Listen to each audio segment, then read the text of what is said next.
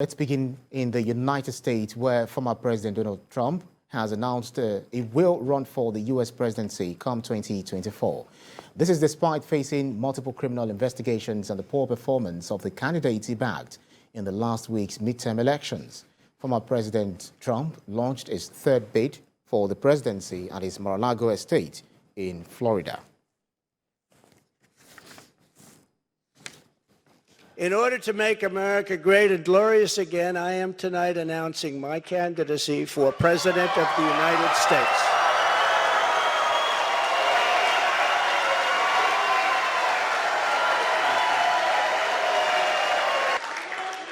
So many incredible friends and family here tonight. It's such a beautiful thing. Some people say, how do you speak before so many people all the time? When there's love in the room, it's really easy, if you want to know the truth. It really is.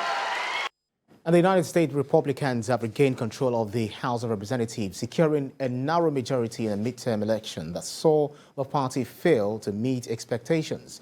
While the party's margin in the House of Representatives is razor thin, it's enough to stall President Joe Biden's agenda for the next 2 years. Republican Minority Leader Kevin McCarthy will likely become House Speaker when the new Congress convenes in January next year, after his party nominated him to the position on Tuesday. He will replace Democrat Nancy Pelosi, who has held the gavel since 2019. Kevin McCarthy, the Republicans' leader in the House, celebrated the outcome of the results, but Democrats will retain control of the upper chamber of the Senate. I'm now joined by global affairs analyst Calvin Dark in Washington, D.C., and a Republican, Ejike Opa from Dallas, Texas. Thank you so much for joining us, gentlemen. Let me begin with Calvin Dark. Although there were indications Donald Trump was likely going to throw his heart in the ring for the presidential race in 2024, but first, talk to us about your initial impression when you saw him make his declaration.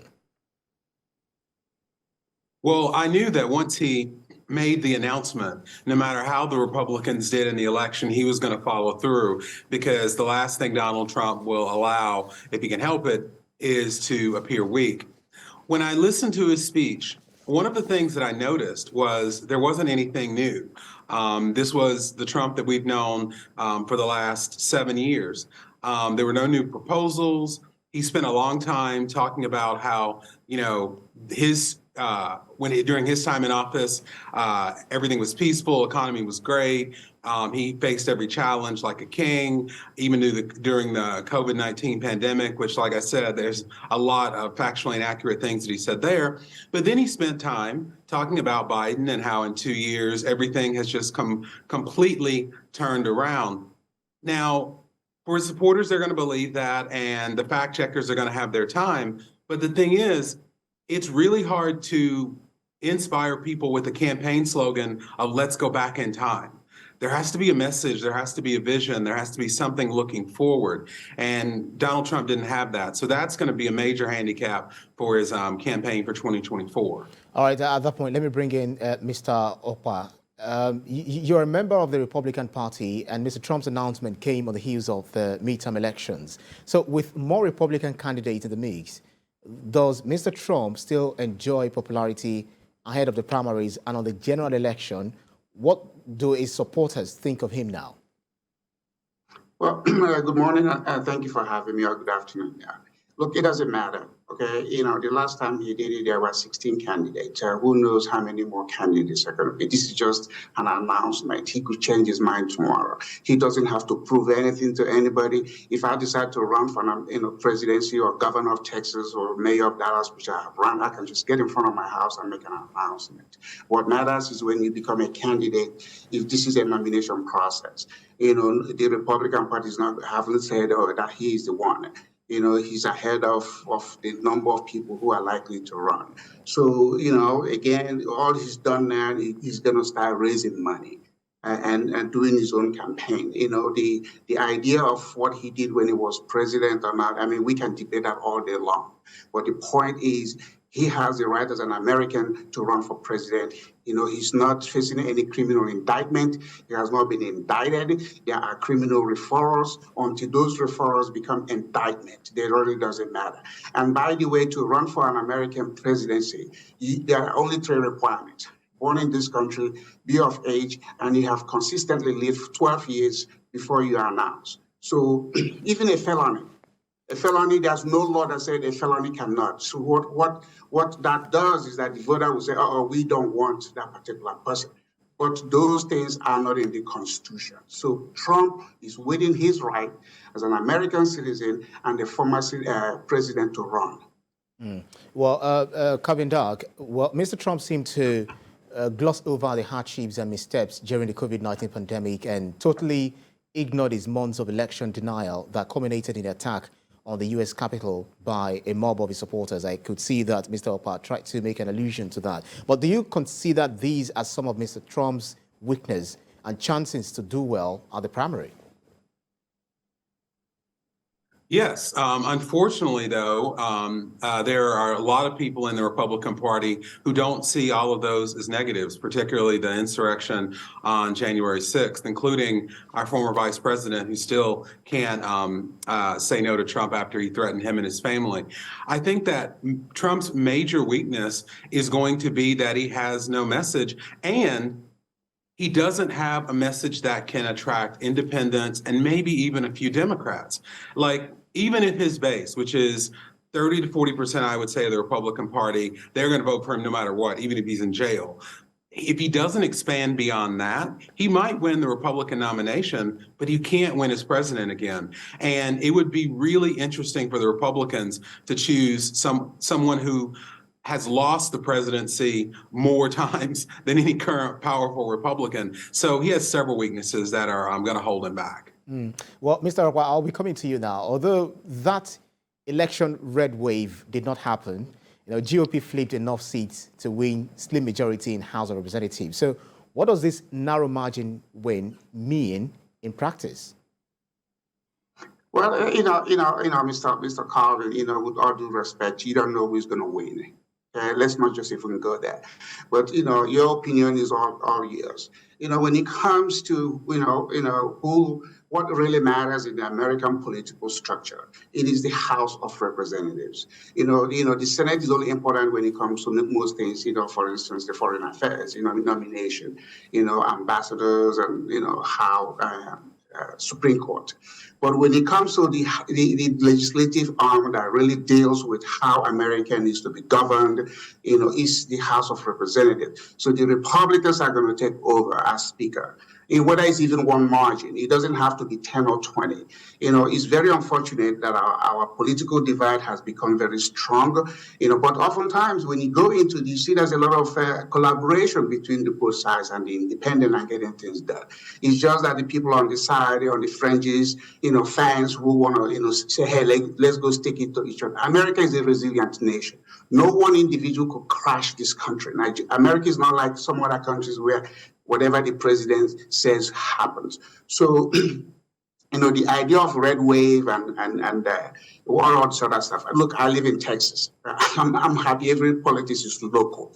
We, in Texas, we still Republican. No Democrat has won a statewide office in this state for the past how many years. That's what concerns me. Whatever is going on in America, the president doesn't affect, the life that I live in Texas or the life I live in Dallas. In fact, every politics is local. That's why our local government are much stronger than even our governors and president. So again, Trump is within his right as an American to run for office. Anybody who is predicting whether he's going to win, maybe that person doesn't even know how to run his own household because you don't know. Until the nomination is done, until that, we don't know who's going to be who. So again, I'm not saying I'm going to support him. I supported him the last time. I visited with him. I was in the White House for the years he was in the office as a guest of his. But my point is, America is still going to stand strong, no matter who gets here there, because the presidents don't run this country. Americans run their country.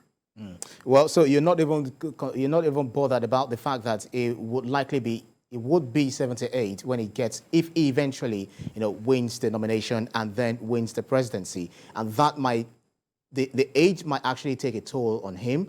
He might not have that strength, that vigor to, to run around, do all of the, the number one job, the number one tough job in the United States. Are you not worried about that, Mr. No, I mean, Biden is older when he got in. So again, age is a factor. Trump, you could look at him and see that he has the physical ability, he has the mental alertness. Again, let the American people choose. If the American people choose, that, somebody in a wheelchair, we've had a president in a wheelchair. The governor of Texas is in a wheelchair, and he has been governor for 12 years. Before then, he was attorney general, and then he was a Supreme Court justice of the Texas court. So, all these things people inject, the power of winning an election in America is to the voters. Yeah. The voters have to decide. If they decide to elect a criminal, it is up to them, except if there's a constitutional provision that says a criminal cannot run. Yeah. Do you even know you don't have to be a lawyer to be a member of the U.S. Supreme Court? Do you know that? Right. It's not. There's no legal requirement or educational requirement in any office, elective office in America. So let people have to be informed about how our Constitution works, as opposed to their own personal, feelings, which is fine. They're entitled to their personal feelings. But the Constitution is the Constitution. Absolutely, everyone is entitled to their opinion. But before I let you, you gentlemen go, Mr. Calvin, Mr. Dark rather, Mr. Biden has congratulated McCarthy, promising he's ready to work with House Republicans to deliver results for working families. But control of the House will allow Republicans to hold President Joe Biden's legislative agenda in its tracks. Would Joe Biden find it easier to push his agenda through going forward? No, he won't, just because the Republicans, they can stop his legislative agenda, even though, of course, he's the president and the Senate is controlled by the Democrats.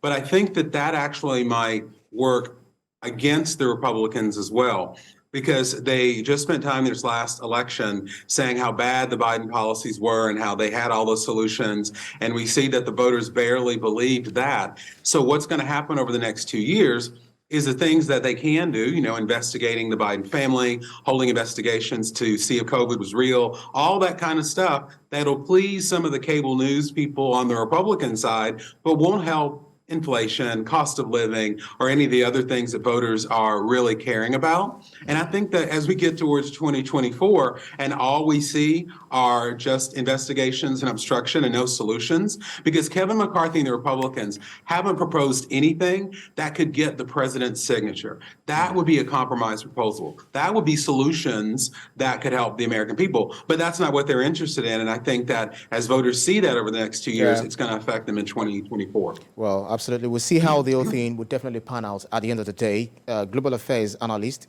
Calvin Dark joined us from Washington, D.C., and a Republican, Ejike Opa, joined us from Dallas, Texas. Thank you very kindly, gentlemen. Thank you. Thank you.